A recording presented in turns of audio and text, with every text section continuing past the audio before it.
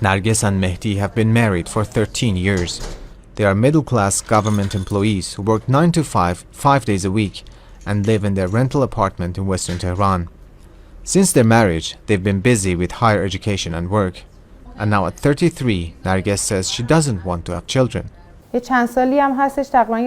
the past 2 to 3 years, we've come to the conclusion that we don't want to have children. From a social point of view, the place we live in is not the best place for raising children. From an economic point of view, it's difficult to have a child. Both of us work now, but if we had a child, I couldn't work anymore, and one person's salary cannot cover the costs.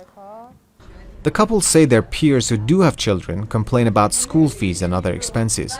But their reluctance to have kids is not only related to the economy. They also cite social and education system problems and their own older age. And the number of couples who prefer smaller families are on the rise. Figures show around half of the Iranian families have only one kid or are childless. The population growth rate that was over 4% in the 1980s has now dropped to below 1%. And that's a cause for concern for the government, as the current trend means a third of the population will be over 60 by 2050. I asked the Minister of Health to personally focus on and follow up on this matter. It is essential to not allow the numerous barriers to reproduction and childbirth to continue. You must rein in these problems. We need young people in this country.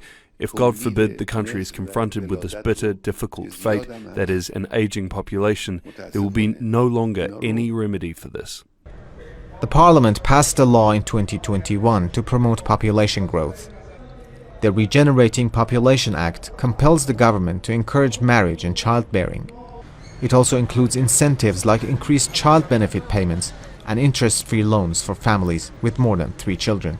As a demographist, I should say this is a very good law which should have been adopted sooner.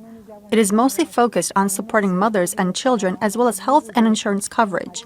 This law is necessary but not sufficient for increased childbearing. Marriage at an older age and a high divorce rate are also blamed for the problem. The aging population is a pressing issue that's not unique to Iran, but it's becoming increasingly urgent. For an economy under sanctions, it would put immense pressure on the social security system and health services. Reza Hatami, TRT World, Tehran.